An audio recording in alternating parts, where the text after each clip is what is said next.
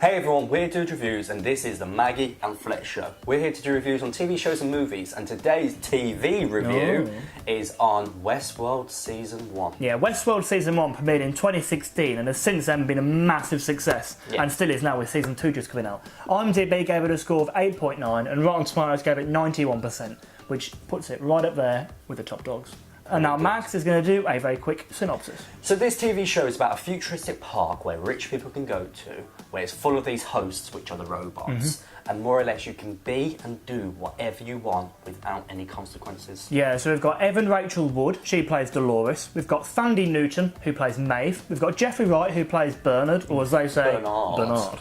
Ed Harris, who plays the Man in Black, and Anthony Hopkins, who plays Dr. Robert Ford. Anthony Hopkins, probably best known for Silence of the Lambs, Hannibal Lecter, of course. Ed Harris was recently in Mother, that Darren Aronofsky movie, which was really weird, but really awesome. Watch it, if you haven't. Jeffrey Wright, of course, one and only Shaft.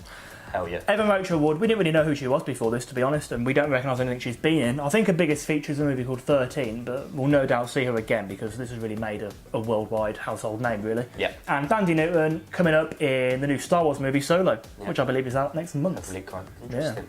That I always say, behind every TV show and every movie there's a meaning behind it. And I think the meaning of this TV show is to allow yourself to be your true self, like really getting down to the nitty gritty bits of whatever you want to do without consequences. We do have to reiterate the fact you can do anything. If you wanted to do the most extreme vile thing you wanted, you can do it. You can become whoever you want. Yeah. It's very odd having that factor. That's like a meaning behind like everything. Yeah. I mean, straight off the bat, this is, in my opinion, one of the best sci-fi programmes out there at the moment. Yes. And what makes it even more scary / relevant is the fact that it's science fiction based on what could be future. Well, it's AI is like a scientific progression, isn't it? We're dabbling in it at the moment. We're dabbling in artificial intelligence. We're breaching the water. But, jinx.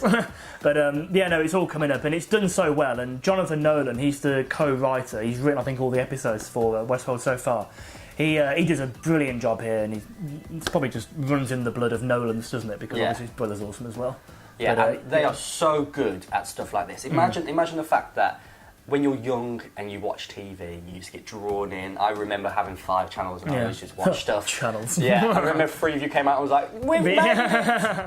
And now it's to the point where I only have a TV so I can watch Netflix or Amazon Prime. Like, I don't watch TV shows. And because of such great directors, people influencing TV shows now, especially on the channel HBO, you get stuff like Game of Thrones, True Detective, even this, Westworld. HBO's played it very well. Oh, extremely well. It's probably one of the few channels that I actually think, I actually might watch something. Instead of just binging through loads of stuff, I actually might change the channel to watch it. Just position the aerial. How does this work again? But it's one of those things that it's almost like a compliment in itself. Like, you physically forget about the simplicity of stuff, and now you actually are like, you're drawn in because you want to watch it, you want to be part of it. So it lets the channels grow. Stick it on record. Stick it on record. And then binge watch it. But no, when we are talking about this series, there is a hidden meaning behind it. Even though you watch it, it's very complicated. I mean, we have to watch it several times. And then YouTube it several times after. To understand an episode, let alone the whole series. But I think the hidden meaning behind it is, if you are your true self, if you are being whatever you want to be, by exposing yourself like this, what is and what can happen with that? And in doing that, it really explores the dark side of humanity in that sense. Like, you've got the prospect of doing whatever you want with no consequence whatsoever, no law, no judgment, no punishment. There must be cameras. Yeah, there's got to be stuff. Well, you never know. You never know. There's got to be stuff judging you. People will judge you when you come back. You might be a different person in yourself. Yeah. That's the whole point of it. You've got to discover yourself and find out who you are. That's the cliche thing behind it. You can be an absolute psycho. Yeah, exactly. But it explores the dark side very, very well, and it's got this really weird like moral compass. Like, throughout the programme, you're kind of thinking like, right, who's the good guys, who's the bad guys? You don't know. Like, is everyone good? Is everyone bad? And it makes you sympathise with people you wouldn't normally sympathise. No. Think of Jamie Lannister for some reason. Yeah. HBO's done it again. Yes, they have. But along with that, it's so good, this TV show. Like, the whole scenery is breathtaking. Oh, yeah. It's so modern at first. You come in, everything looks luxurious, you can tell it's very futuristic, and then all of a sudden the landscape changes, and then you're almost in an old era. Yeah. And that's done. Westworld. Yeah. The old West.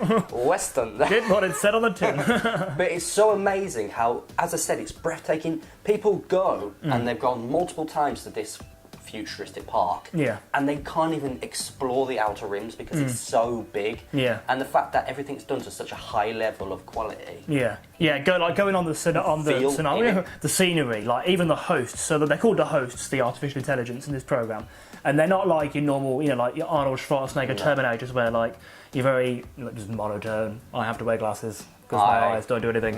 I move like this. They're so human-like. You can't. I mean, that's the whole point of it. You're trying to figure out who's a robot, who's not, who's a host, who's a human, and it keeps you guessing. Going off that, there's one line early on in the series where it's like, if you can't tell, does it matter? Yeah. And it's like, that sums it up perfectly. Like, AI! Yeah, there could be AIs everywhere at the moment. They're gonna kill us all! And as we always say, music makes a movie, but this is a TV show, so music makes a TV show. Got that got that right off the tongue. Ramin Djawadi, I think his name is. I can't pronounce his surname. He composed all the music for Game of Thrones as well, so I think HBO like him. And they kept him for Westworld as well. Only now, I think the Westworld's better than Game of Thrones theme song. It's catchy. It's catchy. And early on in the season 1 as well, there's a Paint It Black Rolling Stones song, which is like a Western edit of it, and it's unbelievable. We'll leave that down there as well. Really, really awesome. Definitely really check good. So even though we probably haven't helped you in any way, we've kind of explained a little bit and we could talk about this for hours. And how bizarre it is. Yeah. But no, that's do watch it. It's brilliant. It'll challenge you morally, psychologically, everything. It's brilliant. It's definitely a great ride. We've been Dudes Reviews, and that was Westworld Season 1. Leave a like and subscribe. And if you do watch it, let us know what you think in the comments below.